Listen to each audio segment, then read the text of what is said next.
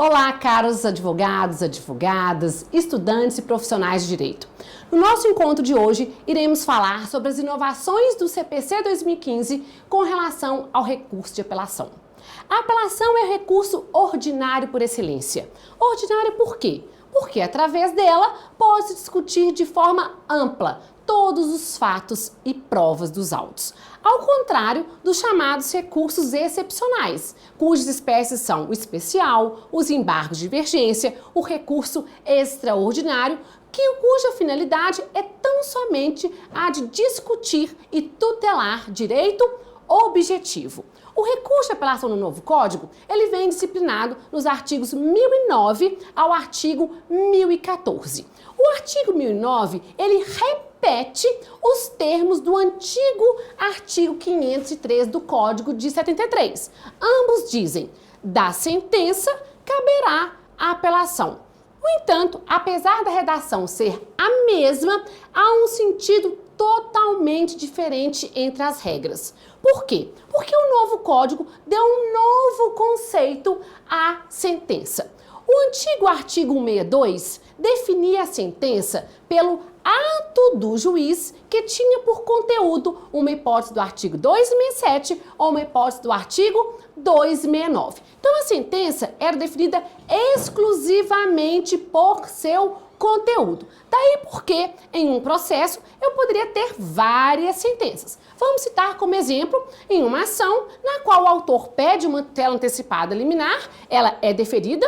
No saneamento, o juiz exclui um dos litisconsortes do processo e, ao final, ele julga o pedido do autor procedente. Só nesse exemplo, nós tivemos 3 sentenças, embora os conteúdos variados, porém são 3 decisões denominadas de sentenças. A diferença pelo Código de 73 entre elas se dava através de qual a espécie recursal cabível. Porque pelo Código de 73, a apelação só seria cabível da última sentença.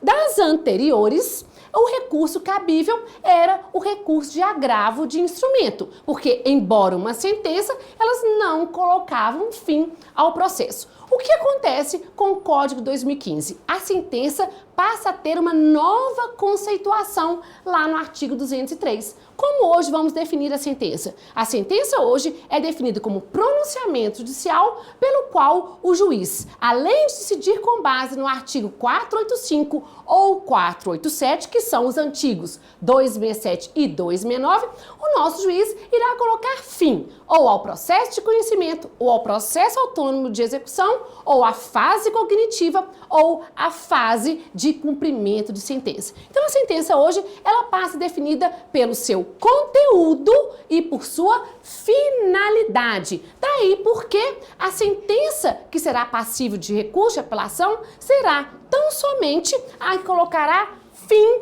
ao processo de conhecimento. E o que acontece com as decisões interlocutórias anteriores a essa sentença? As interlocutórias hoje submetem-se a um princípio novo, que é o princípio da irrecorribilidade em separado das interlocutórias, significando o quê? Se a interlocutória não estiver prevista no rol do artigo 1015 do CPC, ela é uma interlocutória irrecorrível de imediato. Então vou me perguntar, essa interlocutória não é passível de recurso? É. Qual o recurso? Exatamente o recurso de apelação. Caberá à parte na apelação infirmar a interlocutória não agravável. Daí porque nós vamos agora, então, estabelecer uma releitura do artigo 1009. Em qual sentido? A da sentença caberá a apelação, assim como caberá a apelação das interlocutórias não agraváveis. Daí porque nós vamos ter que corrigir um erro comum que tem sido cometido a partir da afirmação de que as interlocutórias no novo Código não precluem. Errado. As interlocutórias precluem. Por que precluem? Se a parte não interpuser o recurso de apelação ou não alegar nas contrarrazões aquela sua interlocutória, elas sofrerão preclusão. Exceção a essa regra se dá quando a interlocutória versar sobre matéria de ordem pública, a qual, por sua própria natureza, poderá ser revista pela instância superior. Diante dessa nova conceituação, precisaremos também fazer uma releitura do chamado princípio da dialeticidade recursal. Por esse princípio, a parte deve, nas razões de recurso, infirmar especificamente os fundamentos da decisão que ela ataca. Só que nós sabemos que da interlocutória, o recurso cabível, se não for o agravo, é o de apelação. Então hoje, senhores, nós podemos apelar e na apelação não discorremos uma linha sobre a sentença. Podemos limitar a nossa apelação exclusivamente àquela interlocutória não agravável. E se não for interposta a apelação, ou se interposta, não se infirmar a interlocutória, ela então, aquela matéria estará preclusa, exceto se a parte contrária apelar. Explico melhor com um exemplo. Vamos supor que o autor tenha formulado 2 pedidos cumulados. Na decisão de organização e saneamento, o juiz entende que falta interesse de agir para esse autor com relação a um dos pedidos. Então, chegou-se na sentença, o juiz, apreciando o pedido remanescente, acata aquele pedido. Obviamente que esse autor não terá interesse recursal em impugnar a sentença, uma vez que ele foi o vencedor. Porém, o réu pode insurgir-se via apelação. Então, na apelação desse réu, nas contrarrazões, o autor que até então ganhou na sentença poderá, nas contrarrazões, utilizá-las para atacar aquela interlocutória, por meio da qual, no nosso exemplo, o juiz entendeu que esse autor não tinha interesse de agir com relação a um dos pedidos cumulados. Então, na hipótese de, nas contrarrazões, se veicular uma decisão interlocutória, como você deve proceder? Você deve abrir um capítulo nas suas contrarrazões e ali nesse capítulo formular um pedido recursal. É como se fosse uma apelação dentro das próprias contrarrazões. E aqui, senhores, uma vez que você poderia ter apelado e lá na sua apelação você ter alegado a interlocutória e você optou por não fazê-lo e fazê-lo somente nas contrarrazões, você estará aqui como se estivesse diante de um recurso adesivo ou subordinado. Com qual diferença? No recurso verdadeiramente adesivo, você faz 2 petições, uma para as contrarrazões e uma para o recurso na forma adesiva. Agora não. Diante dessa sistemática da interlocutória não agravável, nas contrarrazões, você, repito, abrirá um capítulo específico para formular o seu pedido de revisão daquela decisão interlocutória. E aí, senhores, o que acontecerá? Esse pedido nas contrarrazões vai ter as feições de adesivo ou subordinado. Qual a consequência? Se o recurso da parte contrária por algum motivo for inadmitido, consequentemente, o seu pedido recursal nas contrarrazões sobre aquela decisão interlocutória não será apreciado. Caso você venha veicular uma decisão interlocutória nas contrarrazões, o julgador é obrigado a abrir vista à parte contrária para oferecer contrarrazões a esse seu pedido específico. Então, nós teremos 2 contrarrazões no processo. A primeira, a apelação principal, e a segunda, para impugnar o pedido recursal feito nas primeiras contrarrazões. Pois bem, prosseguindo, a apelação, ela mantém o prazo de 15 dias para interposição. Lembrando que agora os nossos prazos são contados em dias úteis e também eles podem sofrer alterações. A mudança que o Código de 2015 trouxe foi que, tendo litisconsortes com procuradores diferentes de escritórios diferentes, esses prazos serão contados em dobro. E não podemos esquecer também que, se na sentença apenas um desses litisconsortes foi o sucumbente, aí nós vamos afastar a regra da contagem do prazo em dobro. Essa apelação, ela tem que ser instruída com comprovante do preparo. Só que com o novo código, nós temos uma nova regra. Qual é a nova regra?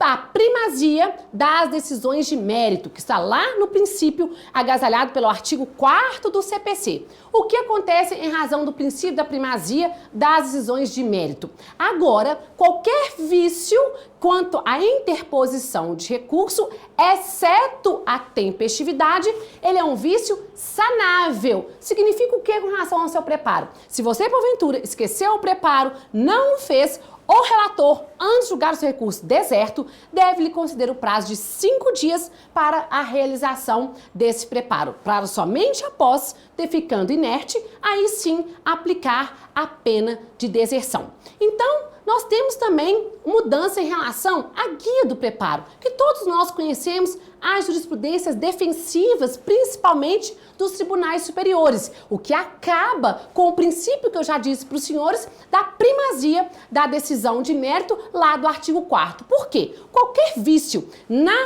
no preenchimento da guia também se torna um vício sanável e, portanto, é necessário que o relator dê a você, apelante, oportunidade para sanar os vícios. Mas, como eu disse para os senhores, o vício que não é sanável é o vício da tempestividade. Isso vai ter um reflexo no que a gente chama juízo de retratação. Todos nós sabemos que a apelação em caráter excepcional é dotada do chamado juízo de retratação, ou seja, da possibilidade do próprio julgador rever a sua própria decisão. No Código de 2015, o âmbito do cabimento desse juízo de retratação, ele foi aumentado. Por quê? Hoje é cabível a retratação na apelação em 3 situações: da decisão de deferimento da petição inicial, da decisão que julga liminarmente improcedente o pedido, 330, 331, 332 e o artigo 485, que fala que a apelação terá retratação todas as vezes que ela vier a ser interposta da sentença sem resolução de mérito. Então, o fato do juiz hoje não poder mais fazer o juízo de admissibilidade da apelação não impede que o julgador faça o juízo de retratação. Então, nós temos que ele pode rever sua decisão que havia indeferido e dar continuidade ao procedimento, exceto se a apelação for intempestiva. Por quê? Se a apelação ela é intempestiva e aquele julgador ele se retrata, é como se ele estivesse sanando o vício, fazendo um juízo de admissibilidade daquela apelação e dando prosseguimento ao feito. Então, você, juiz, ele não poderá mais se retratar se o vício da apelação for um vício da intempestividade. No entanto, se for um vício, por exemplo, relacionado ao preparo, nada impede que o relator exerça o juízo de retratação e aí sane o vício do preparo, porque ele é um vício de ordem sanável. E aqui nós chegamos num ponto que a apelação ela continua sendo interposta perante o juiz que proferiu a sentença, porém, esse juiz não tem mais poderes para fazer o juízo de admissibilidade dessa apelação.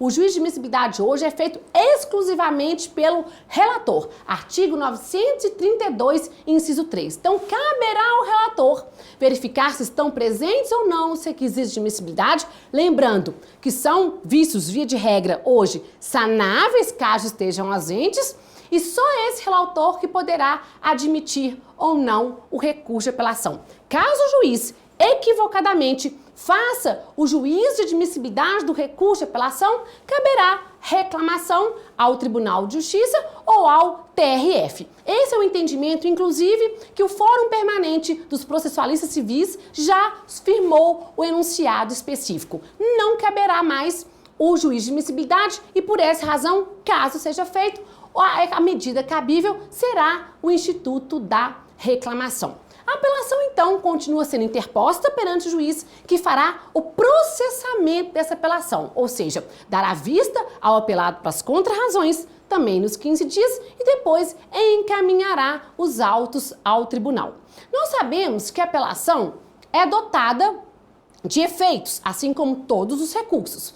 A apelação, ela continua seguindo a regra do Código de 73, pela qual ela é recebida no seu efeito suspensivo como regra. Ou seja, embora o Código de 2015 tenha tornado o efeito devolutivo a regra, a apelação segue a sistemática do Código de 73.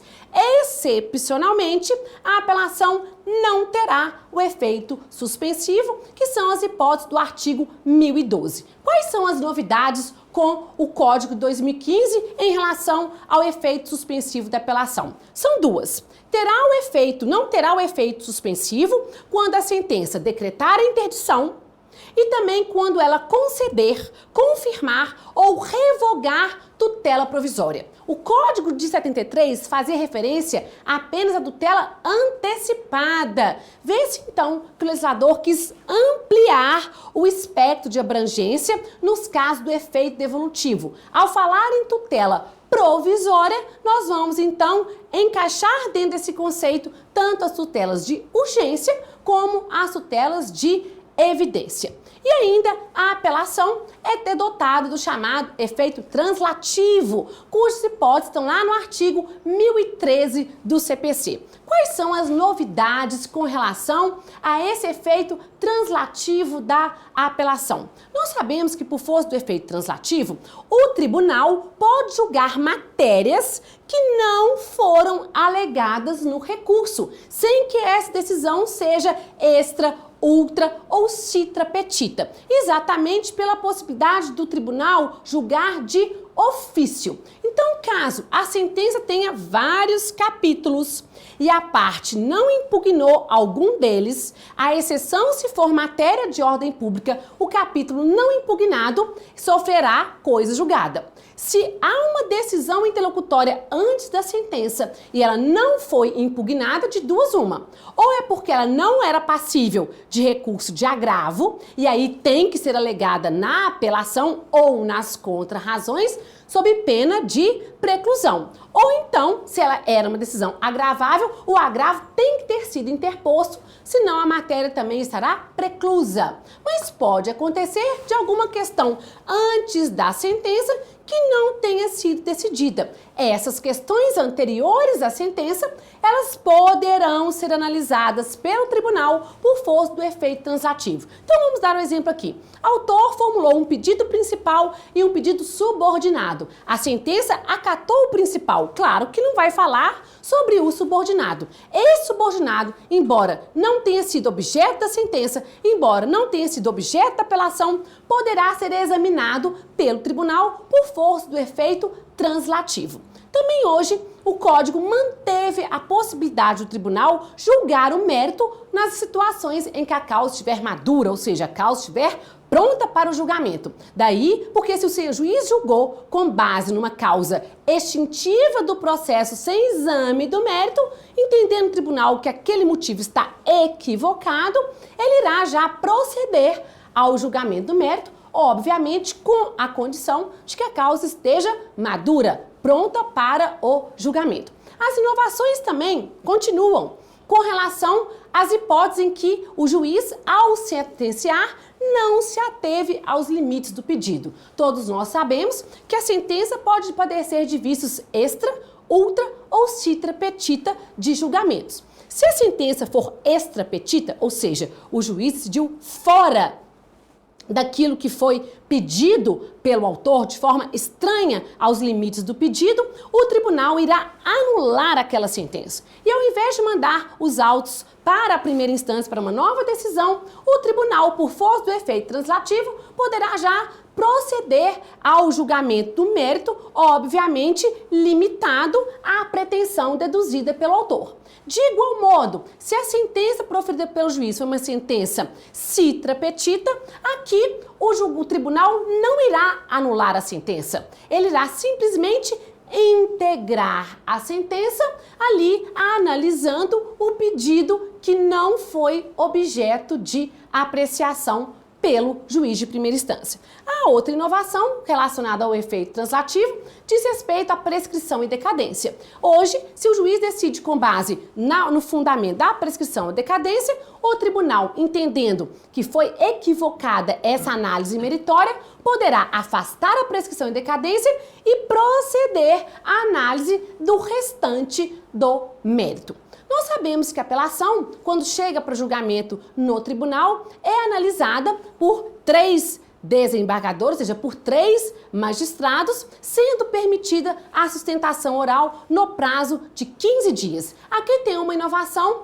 relacionada ao negócio jurídico processual. Nós sabemos que o Código, de forma inovadora, encampou o negócio jurídico processual lá no artigo 190. E onde que esse negócio jurídico processual pode ser invocado para os recursos de apelação? Na sustentação oral, um exemplo. Se você acordar com a parte contrária, esse prazo da sustentação oral de 15 minutos pode ser dilatado para qualquer outro tempo ali, desde que haja o acordo entre as partes, porque essa é uma hipótese do chamado negócio jurídico processual.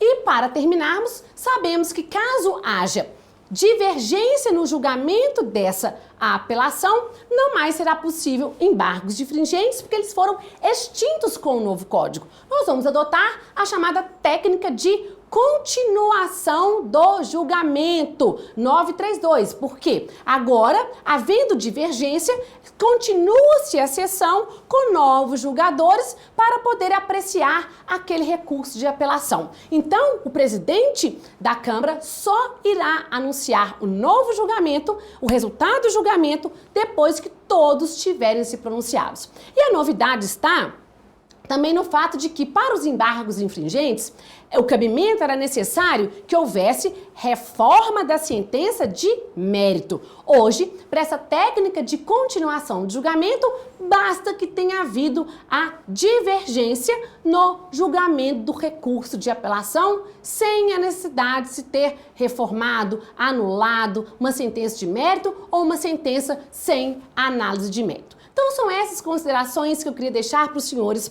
Agradecer o convite que foi me feito pela ordem e também parabenizar o nosso presidente Antônio Fabrício por essa iniciativa de capacitação de todos nós advogados e profissionais de direito. Muito obrigada.